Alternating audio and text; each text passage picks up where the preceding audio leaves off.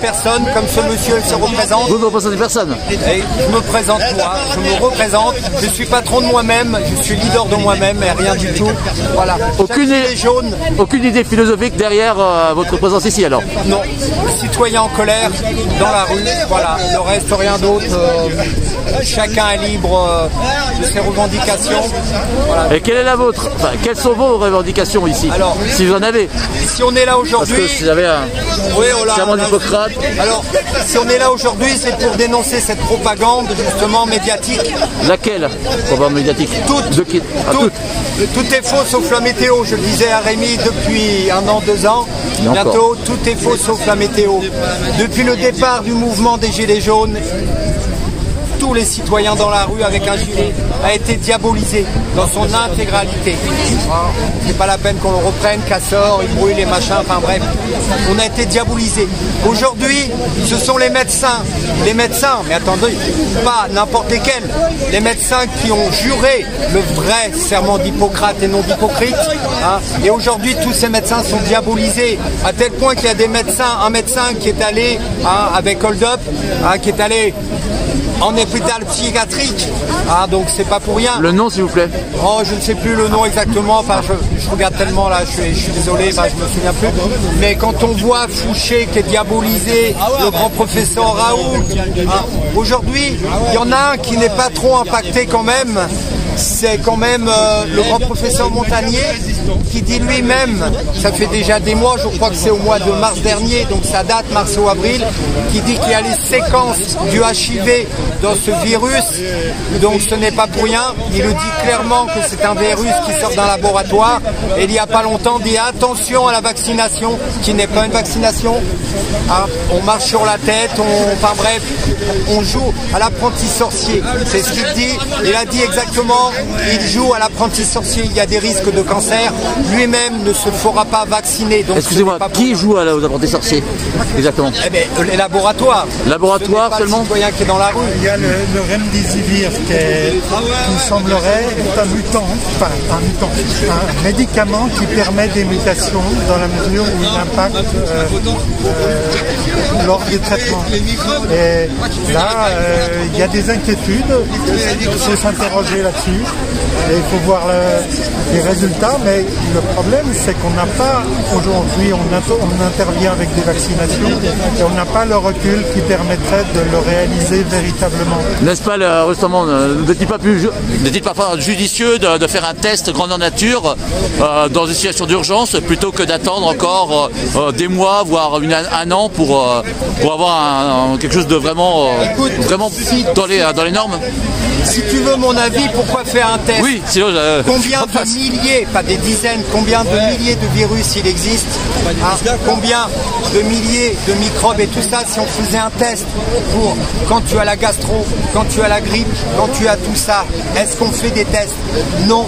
Par contre, quand tu as un symptôme, tu as 42 fièvres, tu as je ne sais pas quoi, bref, à ce moment-là, tu peux aller voir le médecin pour être effectivement diagnostiqué, faire un test, pourquoi pas. Donc non, je ne suis pas de ton avis, je ne pense pas, je ne sais pas si c'est ton avis ou si c'est une question, mais non, je ne pense pas que faire des tests comme ça dans l'intégralité, que ce soit une bonne chose, non, je ne pense pas. Quels sont les parties du serment d'Hippocrate que tu veux mettre en évidence aujourd'hui? Alors il y en a plusieurs. Déjà, il faut mettre tout en valeur, je dis bien tout en valeur, quoi qu'il en coûte, et peu importe le savoir du médecin, pour faire le maximum pour guérir la personne, mettre tout en œuvre. En revanche, de piquer les gens en Rivotril, est-ce que ça c'est très Hippocrate? C'est hypocrite. Quand on jure un serment, on fait quoi qu'il en coûte. Voilà, donc c'est inadmissible. Ces médecins qui ont piqué des gens en Rivotril devraient être à la barre face à un juge. Interdit de mettre des médications. Oui, mais dans la mesure où le ministère à la fin, ça interdit aux pharmacies de vendre le protocole qui a été mis en place. Oui, mais là, ça n'a rien à voir avec le Rivotril. Oui, mais c'est quand on a un ordre. Il y a d'un côté un engorgement des hôpitaux jusqu'à ne plus... et après, ben, on ne sait plus comment gérer les personnes âgées et on passe au Rivotril. Voilà. Alors quand tu parles d'engorgement, justement, ça tombe bien. J'ai pris quelques notes hier et de sources sûres. Hein. Entre 2003 et 2017, il y a eu 69 000 lits de suppression de lits en France. Entre 2003 et 2017, 69 000 lits. Et quelle évolution en nombre de lits après cette date? Alors, aujourd'hui, combien y a-t-il de lits potentiellement? Alors, en tout, je ne connais pas. Je connais les suppressions. J'ai fait un travail jusqu'à minuit, 1h du matin, justement, sur la suppression de lits. Mais je me tourne parce que là, il y a un ensemble de personnes qui filment des manifestants, justement. Donc, voilà. Est-ce une manifestation déclarée? Oui, c'est une manifestation, mais c'est par rapport au masque, en fait. Voilà, il y a des ordres et je fais très attention, ouais, parce que là, ça prend des photos, en fait. Est-ce que c'est pour verbaliser tout à l'heure? C'est possible. Alors, je vais quand même le mettre, hein, par prudence. Personnellement, je suis contre. Mais là, ils sont en train de prendre certaines photos, justement. Donc, pour répondre à ta question, hein, je vais mettre mes lunettes, ça va être un peu plus précis. Donc, en 2018, il y a eu 4000 fermetures de lits, hein, d'hospitalisation. Hein. En 2019, 3400 fermetures. Hein. Donc, on voit, tout ça, c'est de sources sûres. Hein, ça a été contrôlé. Il y a justement des professeurs qui le disent, des médecins et d'autres personnes qui l'ont dénoncé justement à l'Assemblée nationale. Donc, c'est de sources sûres, hein, par rapport à des syndicats.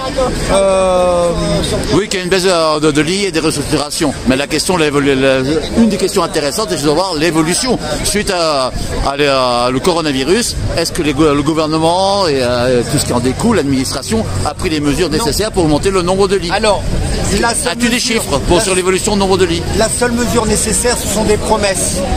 Mais hier, justement, ces recherches, et j'ai des vidéos, justement, donc de sources sûres, Véran, enfin bref, le ministre et tout ça, ont bien confirmé qu'on allait faire des efforts et tout ça, mais il y a des fermetures, hein, et pas très loin d'ailleurs, hein, il y a la fermeture donc, qui se poursuit de 600 lits dans le 91 à terme, et dont il y a Juvisy, Villeneuve-Saint-Georges, 24 lits, Limay, Brevanne, ce sera 150 fermetures de lits programmées, donc c'est acté dans le temps, dans les mois et les années qui arrivent.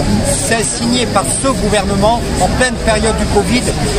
Ils ont signé des fermetures de lits inadmissibles. Donc là, ça répond à ta question. Malgré cette soi-disant pandémie, donc on va parler de crise. Là, non. Il y a une crise, mais on continue à signer des fermetures d'hôpitaux ou de lits. C'est inadmissible. Inadmissible. Et y compris des fermetures de lits d'hôpital psychiatrique. Parce que là, tout autour de nous, ça va très mal. Il y a des gens qui ont besoin de se faire accompagner psychologiquement parce que les confinements, les pertes d'emploi et tout ça, c'est pas top. Donc voilà quoi, du mensonge. Et évidemment, si on est là aujourd'hui, c'est pour dénoncer toute cette propagande et ces mensonges, ça n'existe pas. As-tu des sites, des adresses de sites internet par exemple, qui t'appartient ou que tu voudrais mettre en évidence, qui permettraient de se renseigner sur la chose? À titre personnel, non, je n'ai pas à faire soit de la publicité. Vous prenez un moteur de recherche et vous allez tomber sur des vérités. Dès l'instant qu'il y a... Et des mensonges aussi. Donc, oui, mais justement, là tu me coupes, mais dès l'instant où il y a de bons médecins qui envoient des vérités avec des graphiques, c'est avant-hier, le professeur Raoult a bien parlé. En 2020, il y a eu 1000 décès de moins pour les personnes de moins de 65 ans. Donc la pandémie, elle touche tout le monde, il y a des morts partout, mais en 2020, par rapport à l'année précédente, 1000 décès de moins pour les personnes de moins de 65 ans. C'est quand même bizarre. Là, on peut faire confiance au grand professeur Raoult, je pense. Par contre, les pseudo-médecins qui passent à la télé ou alors tous ces politiciens qui se qui donnent des leçons de morale, je pense pas qu'on peut leur faire confiance, non. As-tu dernièrement eu des contacts avec des politiciens ou des médias classiques pour donner ton point de vue? Alors, j'ai des demandes parfois d'interviews en manifestation, je les refuse catégoriquement. Pourquoi? Mais pourquoi? Parce que si je te dis la vaccination est une bonne chose, si elle a été testée durant 10 ans et machin, c'est merdia, R majuscule, la vaccination est une bonne chose. Paf, Sébastien, tout le restant, on va l'écraser et on va me voir à la télé en train de dire la vaccination est une bonne chose. Il y a des moyens de contrer ça en filmant l'entretien, des intermédiaires, des tiers qui filmaient puis faire des comparaisons. Si n'est-ce pas une erreur de refuser la médiatisation par crainte d'être manipulé? Non, attention, qu'on soit clair, je ne refuse pas la médiatisation, je refuse les interviews en différé. Encore une fois, en direct c'est sur un plateau, et là on ne peut pas te couper. En revanche, et je réitère cette phrase, que la vaccination est une bonne chose, si elle a été testée durant des... Si on te dit la vaccination est une bonne chose, c'est eux. Ces voyous, ce sont des voyous, ce sont des complices, ce sont des merdias. Ils vont prendre les 5 premiers mots, une phrase, c'est tout. Mais pas si. À notre époque, si on a des gens à côté de soi pour filmer, il est facile de faire la comparaison, ça a déjà été fait, pour voir des médias classiques ont été pris en flagrant délit de mensonge. Donc pourquoi ne pas le faire? Pourquoi? Si tu as une crainte qu'on défende tes propos. Mais parce que 95... Tu n'es pas seul. On n'est pas seul, on est quelques dizaines, voire centaines. Mais quelques personnes averties suivent des journalistes indépendants. Toi, par exemple, voilà, tu fais quelque chose de sérieux parce que tu envoies de la bonne information. Et combien de personnes regardent ces merdias et combien de personnes te suivent? Là, en fait, il y a d'autres personnes également, Réservoir Apps et plein d'autres qui font des directs, des médias indépendants. Je ne vais pas tous les citer, mais bon, il y a de très bonnes personnes, Sedition, et puis bref, plein de choses, je ne fais pas la pub, mais parce que bref. Mais eux font du direct comme toi et tu envoies. Mais 95%, quand ils rentrent chez eux, 95% de la population allume une télévision. C'est un lavage de cervelle et on est endoctriné et on fait confiance parce que toutes les chaînes disent la même chose. Du coup, il y a une manipulation. Et c'est ça qui ne va pas. Tu es un média indépendant, ce monsieur Réservoir Apps qui nous suit depuis le départ. Je suis qu'un amateur qui pose des photos sur YouTube, des vidéos sur YouTube. Oui, je pose les quand même informations. Donc du coup, vous envoyez des directs, il n'y a pas de problème. Et je réitère, Rémi est là, si je vous dis le vaccin est une bonne chose, s'il a été testé durant 10 ans, avec du recul, ces merdias vont dire le vaccin est une bonne chose. Tout ce qu'a dit Sébastien après va être enlevé. Voilà pourquoi il faut refuser toute interview en différé. Ils vont prendre la merde et ils nous laissent le mauvais. Ou inversement, ça dépend de ce qu'ils veulent dire. Voilà. Je pense avoir tout dit. À bientôt. Voilà, à bientôt. Merci.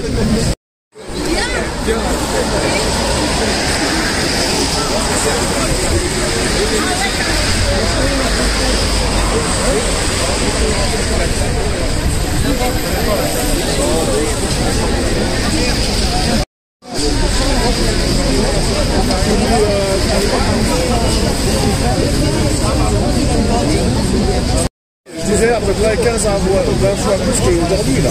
C'est facile.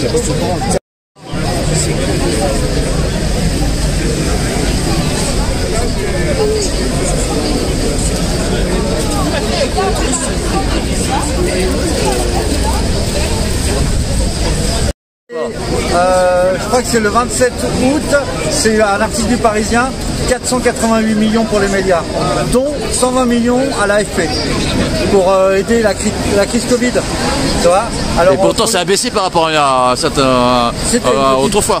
Oui, alors c'était peut-être juste une aide Covid, je sais pas, j'ai entendu passer ça comme info, voilà.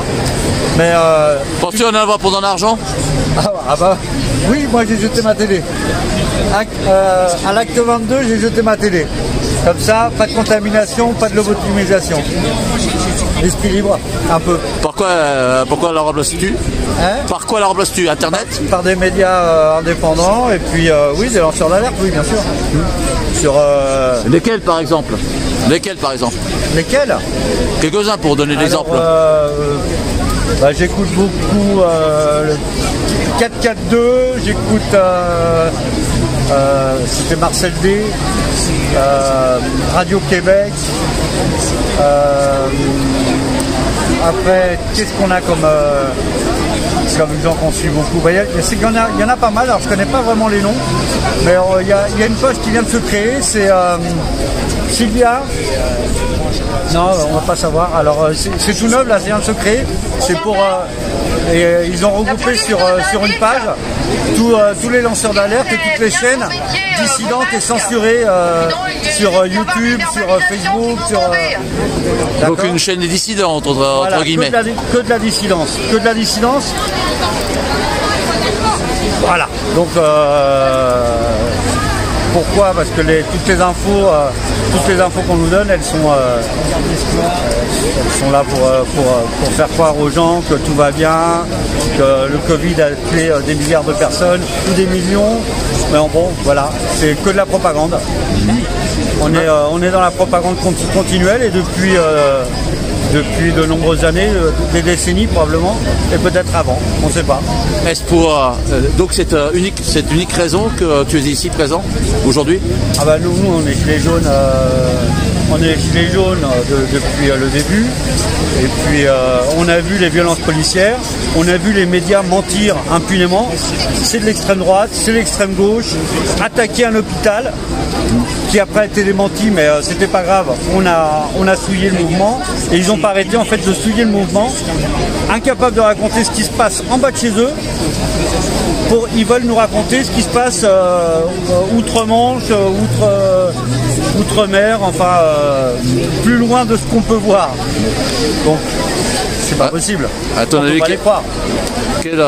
Quelle forme pourrait revêtir les gilets jaunes, le mouvement des gilets jaunes dans les prochains mois ou années si elle perdure jusque-là? Alors c'est pas vraiment un mouvement, c'est une prise de conscience. Alors les gilets jaunes sont sortis au début pour une histoire de taxes et deux, trois petites conneries, mais en fait c'est un mal-être un peu généralisé. Des gens apolitiques, c'était que des gens apolitiques et à partisans, en tout cas à partisans ou alors contestataires, tu vois. Il n'y avait pas vraiment de gens vraiment partisans, ou alors ils étaient là pour récupérer le mouvement et on ne sait pas quelle forme ça va revêtir, mais le mouvement n'est pas important, c'est les idées qui sont importantes. Et il se passe des choses, on le voit, tout est en train de tomber, en fait on a les murs ont l'air bien, mais les fondations de cette société sont en train de craquer. Et ça, c'est nous qui avons fait, et d'autres mouvements qu'il y a eu auparavant. En fait, prise de conscience des gens, à chaque fois qu'une personne ouvre les yeux, ils s'affaiblissent un peu. Voilà. Et ça, c'est pour l'aspect destruction. Y a-t-il, de ton avis, une base de construction pour bâtir? Est-ce que tu es prêt à bâtir autre chose alors, puisque tu proposes de détruire? Il va falloir qu'on en parle. Il faut qu'on en parle. Il faut qu'on apprenne. On ne sait pas. On ne connaît pas. On est vraiment apolitique. On est des embryons dans la politique. Parce qu'on a tellement délégué durant toutes ces décennies qu'on ne connaît rien. Donc on va essayer d'en parler, d'apprendre et de reconstruire. À toi.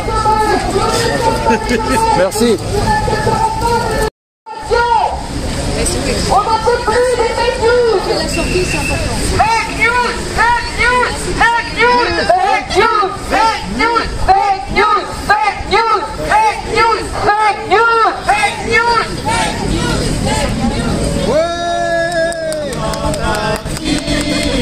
Le jour de gloire est arrivé. Contre nous de la tyrannie, l'étendard sanglant élevé, l'étendard sanglant élevé.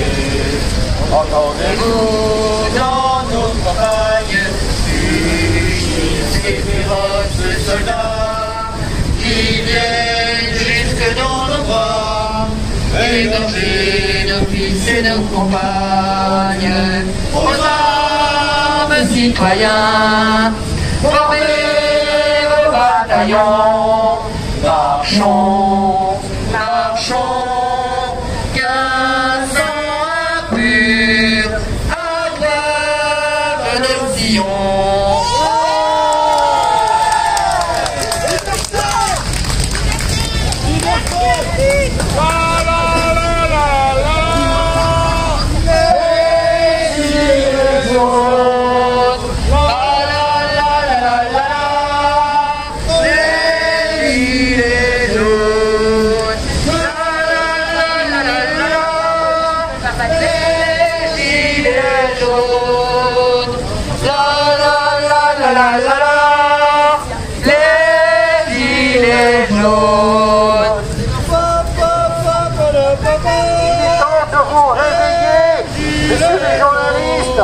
Il est temps de prendre conscience de là où vous êtes et de ce que vous faites. Réveillez-vous, lisez, réfléchissez, parlez entre vous.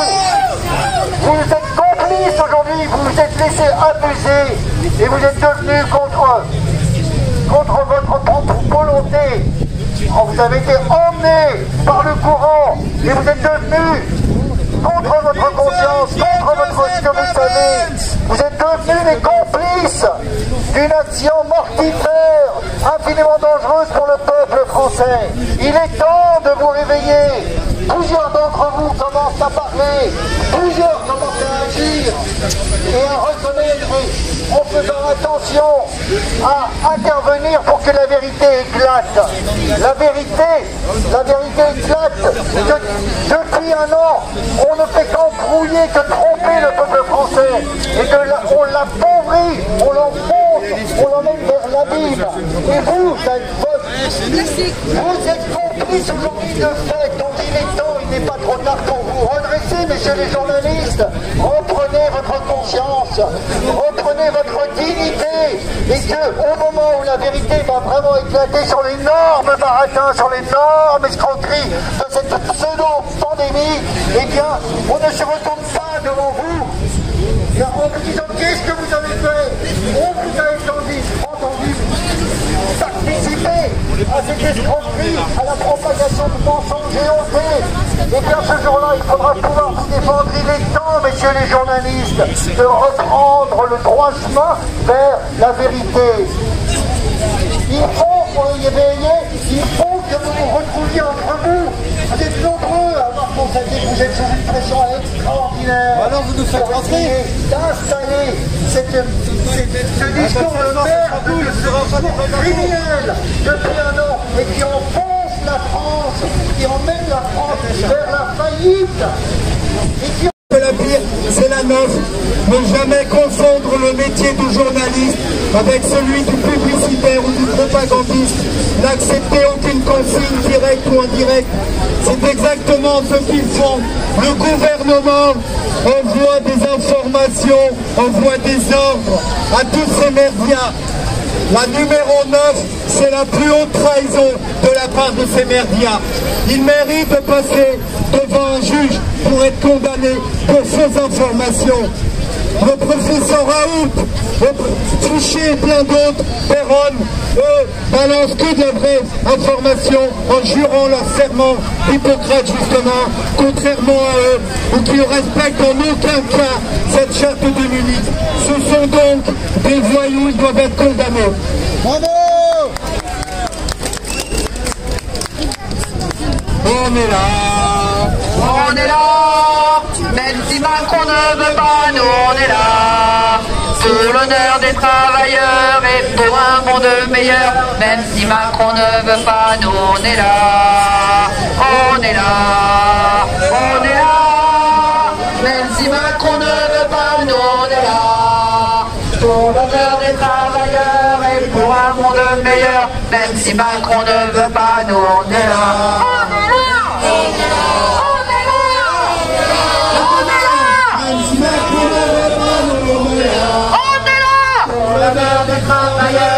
Pour un monde meilleur, même si Macron ne veut pas, nous on est là. Et demain, on est là. On est là. Même si Macron ne veut pas, nous on est là. Pour l'honneur des travailleurs et pour un monde meilleur. Même si Macron ne veut pas, nous on est là.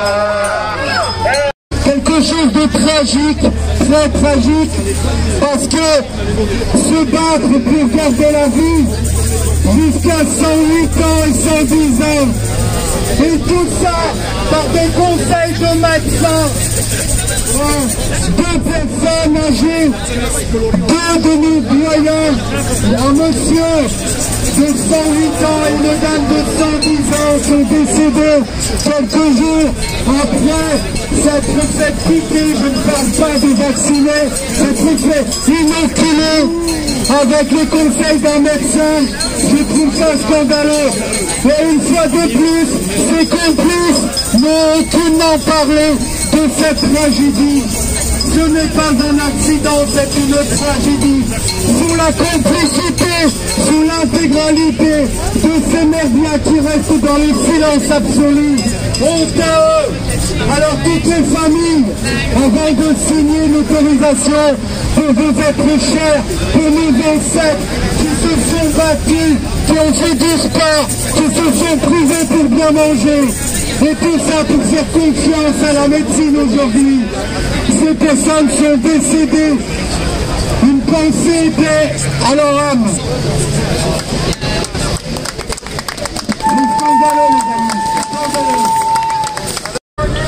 Mesdames et messieurs, tel que vu avec l'organisateur, je vous demande de respecter les mesures sanitaires tout au long de la manifestation et du cortège. Le port du masque est obligatoire, tout manquement sera verbalisé.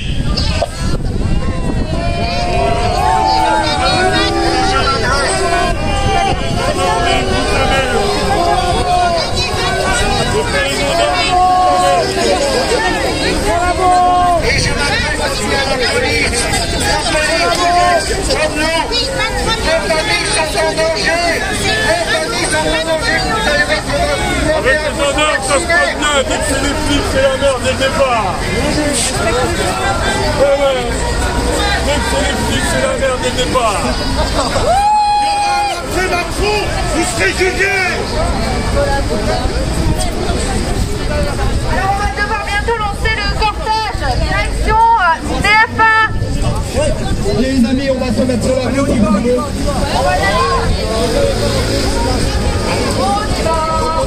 y va. Même si Macron ne veut pas, on y va.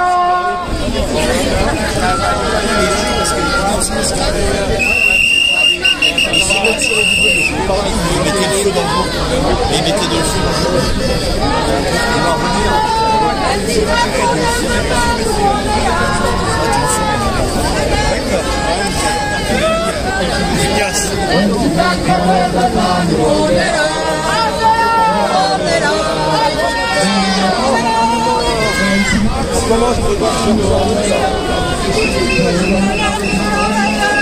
Pour un monde meilleur, même si Macron ne veut pas, nous on est là. On est là. On est là.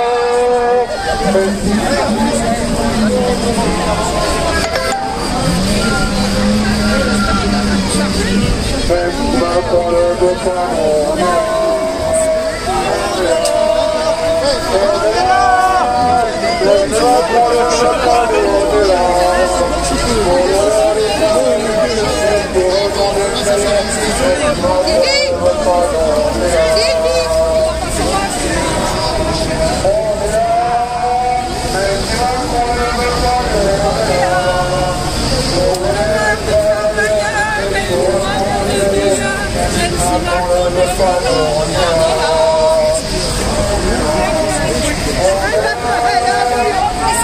Elle a un œil en moins.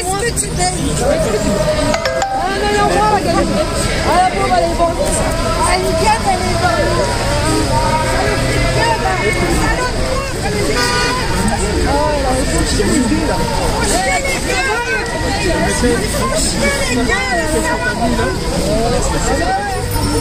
On va pas comprendre notre argent.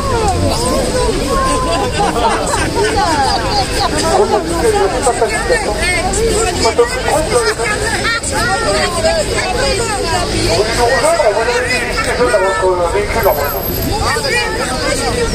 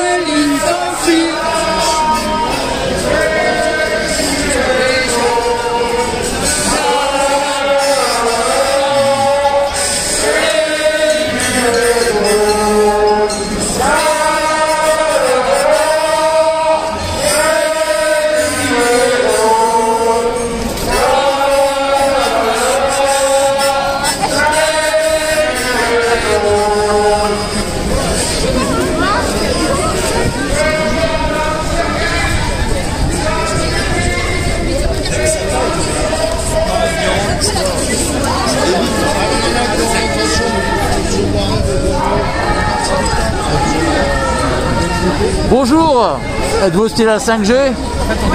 Pourquoi? Parce que c'est trop grave ce qui se passe. Parce que la 5G en fait c'est précisément ce qui cause les mêmes symptômes que le coronavirus. Étonnant, n'est-ce pas? Vous ne me croyez pas? Cherchez Pierre Dubrochet, qui est un spécialiste en RNI, c'est-à-dire en rayonnement non ionisant. A-t-il des diplômes? Quels sont ces diplômes pour justifier son statut d'expert? Ah bah, je vous laisserai chercher comme des grands. Comme un grand, parce que je suis une seule personne. Comme un grand. D'accord, donc refuserez-vous d'utiliser la 5G pour vous-même? Ah oui, complètement. Je n'ai pas de smartphone, c'est vous dire. Moi je suis à l'ancienne, mais même nos grands-parents étaient au courant qu'un jour les ondes, enfin les radiations des ondes tueraient, ce qu'on appelle les champs électromagnétiques. Ils le savaient déjà nos grands-parents. D'ailleurs quand vous rentrez à l'armée, dans le questionnaire, il est demandé êtes-vous électrosensible. Et aujourd'hui l'électrosensibilité est reconnue en Suisse, au Canada et en Belgique. Mais en France c'est encore un peu compliqué. Et combien de personnes cela affecterait-il votre électrosensibilité en Suisse par exemple, puisqu'il y a des... Je pense que toutes les personnes qui ont des symptômes actuels du soi-disant coronavirus sont des personnes qui sont électrosensibles.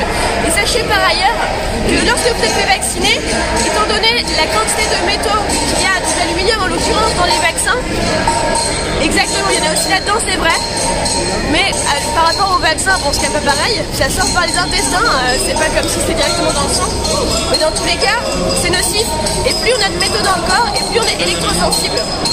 Vous n'avez pas peur, à juste titre, d'être considéré comme anti-progrès? La 5G n'est-elle pas plus intéressante malgré les effets secondaires théoriques sur un pourcentage de la population?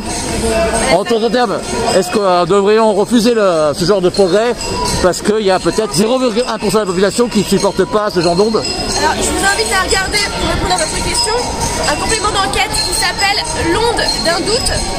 Et en fait, l'onde d'un doute explique avec justement des docteurs qui ont analysé des personnes qui a 4 fois plus de cancer du cerveau depuis l'installation de la 5G. Première chose.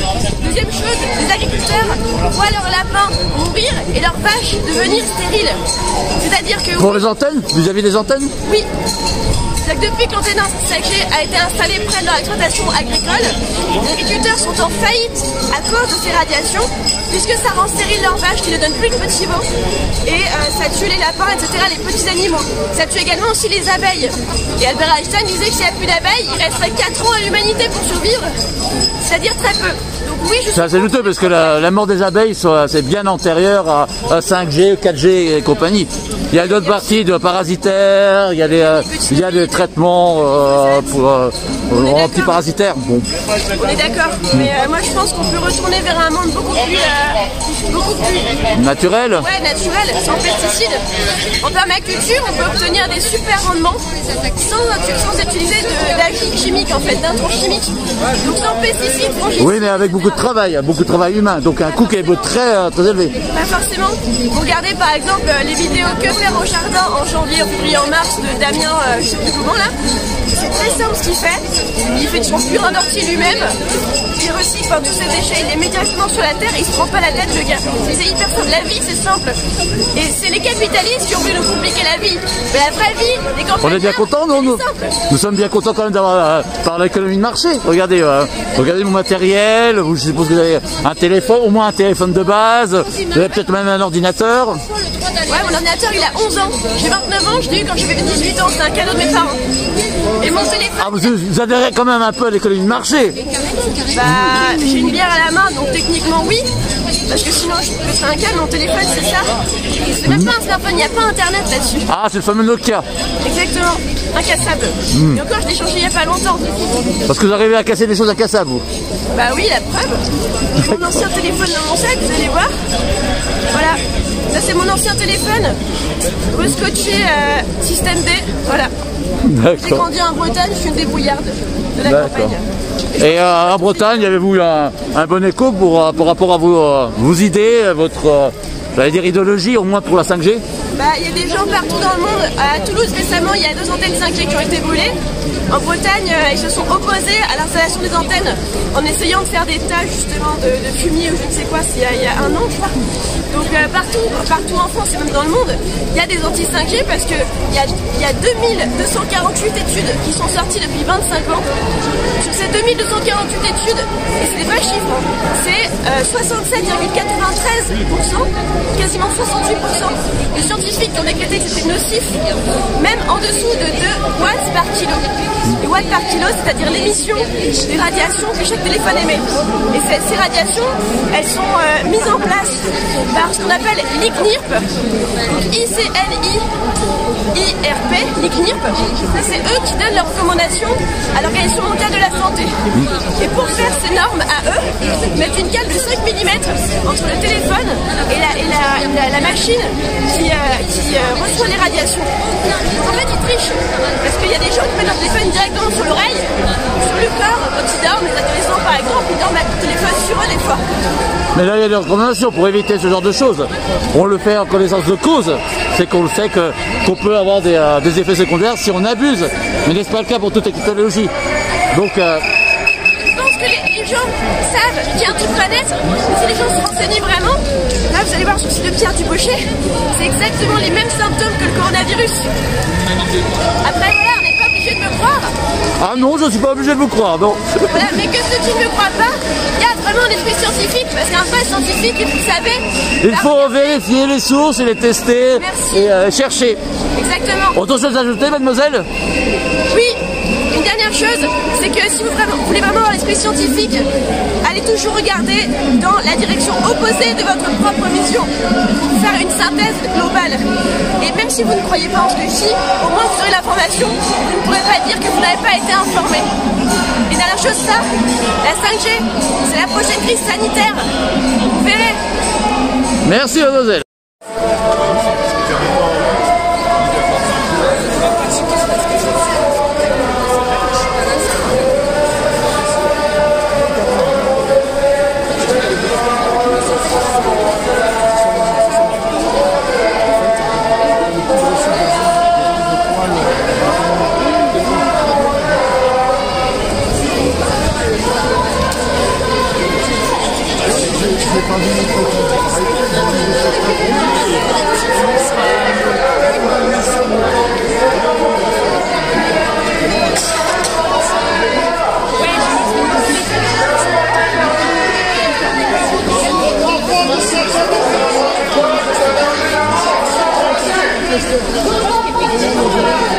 Des gens qui sont laissés